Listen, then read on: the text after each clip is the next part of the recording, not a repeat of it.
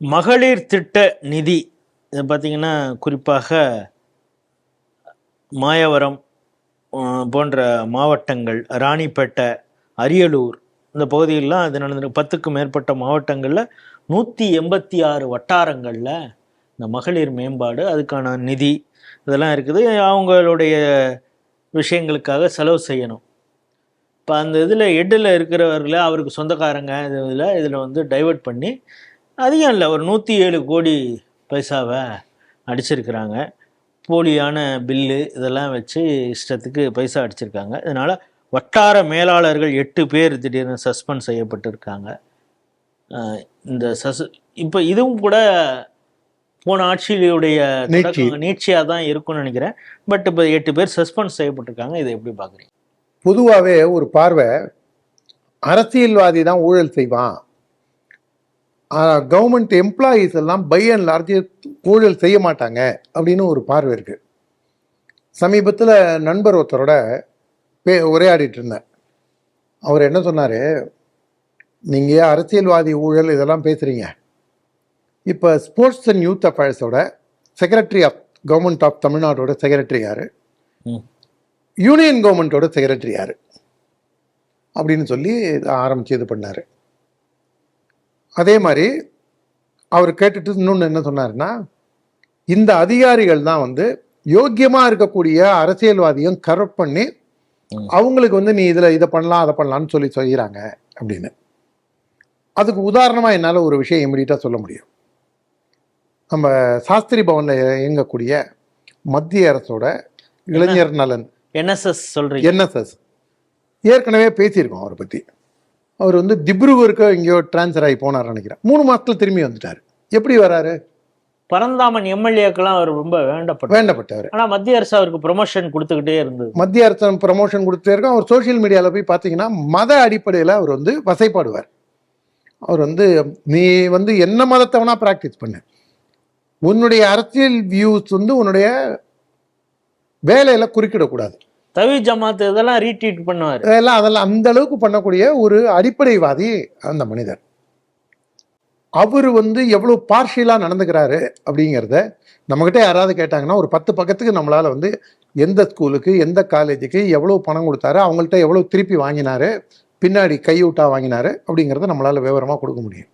நம்ம 1000 மெனக்கட்டும் நம்மளால வந்து அவரை நம்மளை பார்த்து என்ன டே போடா ஜுஜுபி அப்படிங்கிற லெவல் தான் நம்ம நிலைமை. ஆட்சி வேணா நீங்க இருக்கலாம்டா, டே நாங்க தான்டா அப்படிங்கிற ஒரு அளவில் அவர் இருக்கார். அதே மாதிரி தஞ்சாவூர்ல வந்து விவசாய ஆர்ப்பாட்டத்தன்னைக்கு கொதித்து போய் சகோதரர் கருப்பு முருகானந்தம் பேசினாரு. அதுக்கான காரணம் என்ன அப்படின்னு கருப்பையும் கேட்டேன், கூட இருக்கிறவங்கள்ட்டையும் கேட்டேன். காவல்துறையில் இருக்கக்கூடியவங்க 20 கோடி, அதாவது நான் சொல்றதெல்லாம் ஊழல் பணம், அதாவது ஒரு ப்ராப்பர்ட்டி வேல்யூ 20 கோடி, அதுக்குள்ள பஞ்சாயத்தில் பணம் வாங்கினாங்கன்னு இல்லை, வாங்கினதே 20 கோடி, அந்த மாதிரிலாம் பணம் வாங்கியிருக்காங்க. அவங்க சொல்ற கணக்கெல்லாம் பார்க்கும்போது ஒரு கிட்டத்தட்ட ஒரு 100 கோடி ரூபாய் ஒரு 5-6 மாசத்துல ஒரு அடிச்சாண்டா அப்படிங்கிற லெவலில் அதிகாரிகள் அந்த மட்டத்தில் அவங்க செய்கிறாங்க. அதனால ஒட்டுமொத்த அதிகாரிகளையுமே முதல்ல வந்து முன்னாடி கவர்மெண்ட்டில் வந்து நீங்கள் ஏதாவது ஒரு சொத்து வாங்கினீங்க அப்படின்னா நீங்கள் அரசாங்கத்துக்கு நீங்கள் அதை இன்ஃபார்ம் பண்ணணும். வெளிநாட்டுக்கு போகிறீங்க அப்படின்னா நீங்கள் பர்மிஷன் வாங்கிட்டு தான் போகணும். அதெல்லாம் இன்னும் கொஞ்சம் ஸ்ட்ரிஞ்சண்ட்டாக இம்ப்ளிமெண்ட் பண்ணாதான் இவங்க ஓரளவுக்காக கட்டுக்குள்ளே வைக்க முடியும்னு நினைக்கிறேன்.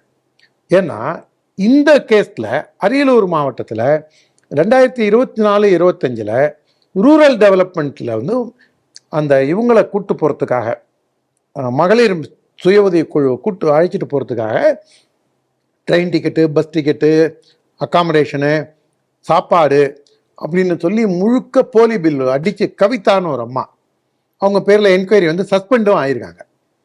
மயிலாடுதுறை மாவட்டத்தில் அங்கே மட்டுமே 10 கோடி. நீங்கள் திரும்புகிற இடம்லாம் வந்து இந்த மகளிர் சுய உதவி குழு, மகளிர் மேம்பாட்டு குழு, கிராமப்புற மேம்பாடு அப்படின்னு வரும்போதெல்லாம் 100 நாள் வேலை திட்டம். அப்ப அங்கதான் வருதான். அங்க வந்து நீ எதுக்கு டிஜிட்டல் அட்டெண்டன்ஸ் கொண்டு வர, ஏன்டா அட்டெண்டன்ஸ் கொண்டு வர, ஏன் ஆதாரம் ஏன்டா வைக்கணும், ஏன்டா ஆதாரத்துக்கு இது வைக்கணும், ஃபிங்கர் பிரிண்ட்லாம் வைக்க முடியாது, நாங்க எப்படி கமிஷன் அடிக்கிறது? 100 நாளா இருக்கிறத 125 நாளா மோடி உயர்த்தி கொடுத்துருக்காரு. அந்த 25 நாள் சம்பளமும் உங்களுக்கு வரதான் போகுது. நீங்கள் போனீங்கன்னா வெட்டின புல்லையே திரும்ப வெட்ட போகிறீங்க, வெட்டின கன்னிக்காலையே திரும்ப தூர் வர போகிறீங்க, ரோடில் இருந்த புல்லை திரும்பியும் செத்த தான் போகிறீங்க, மரத்தங்கீழ உட்காந்து வெத்தலை பாக்கு போட்டு டீயை குடிச்சிட்டு வரதான் போகிறீங்க. அது இன்னும் 25 நாள் உங்களுக்கு எக்ஸ்ட்ரா தான் கொடுக்குறாரு. ஆனால் ஊழல் செய்ய முடியலையே. நீ வந்து டிஜிட்டல் இதுக்கு ஃபிங்கர் பிரிண்ட் வையே, பணத்தை ஆன்லைனில் ட்ரான்ஸ்ஃபர் பண்ணிடுறேன், பணத்தை நீ அவன் பேங்க் அக்கௌண்ட்டில் இது பண்ணாலும் என்ன பண்ணுறான், உன் காரை கொடு நான் எடுத்துக்கிறேன், ஏடிஎம்ல நான் எடுத்துகிட்டு வந்து தரேன்ட்டு அவன் அதில் கமிஷன் வாங்கிக்கிறாங்க. இப்போ நீங்கள் இதை சொல்கிறத பார்த்தா சென்ற அதிமுக ஆட்சியிலே கூட இந்த சம்மான் நிதி இதை வந்து இந்த நார்த்தன் டிஸ்ட்ரிக்ட்ல போலியான விவசாயிகளை அது 200 கோடி ரூபா கிட்டத்தட்ட மத்திய அரசு நிதியை வந்து, ஏன்னா உடனே பல பேர் நினைக்கலாம் மத்திய அரசு நிதியில ஊழல் செஞ்சதுங்கிற நீங்களாம் எதுக்காக கட்சியில் இருக்கீங்க, நீங்களாம் பாஜகவா திராவிட பாஜகவா அப்படின்னு கேட்குறவங்க எல்லாம் இருப்பாங்க. அது கொஞ்சம் காமன் சென்ஸோட யோசிச்சா அதெல்லாம் தெரியும்.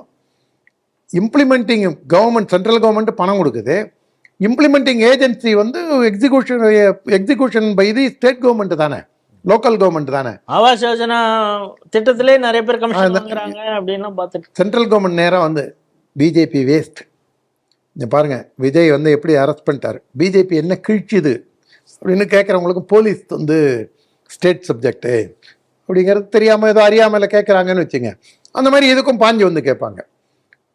ஆக மொத்தம் இந்த சிஸ்டமையே கொலாப்ஸ் பண்ணுறதுக்காக தான் இந்த அதிகாரிகள்லாம் வேலை செய்கிறாங்க.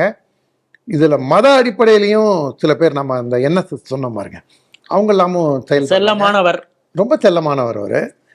அதே மாதிரி இந்த இதில் வந்து ஒரு 8 டிஸ்ட்ரிக்டில் தான் இந்த அட்டூழியம் வந்து எல்லை மீறி போயிருக்கு. இப்போ இந்த ஜோசப் விஜய் ஆட்சியில் வந்து இதுக்கெல்லாம் நடவடிக்கை வருமாங்கிறத பார்க்கணும். இது வந்து திமுக அரசிலிருந்து தொடங்கி தான் வருது. ஜோசப் விஜய்க்கு முட்டு கொடுக்கறதுக்கு நம்மளுக்கு ஒன்றும் அவசியம் கிடையாது. இந்த ஆட்சி எப்படி போகுதுங்கிறதையும் இதையும் வச்சு தான் பார்க்கறதுக்கு எவாலுவேட் பண்ண முடியும் நம்ம.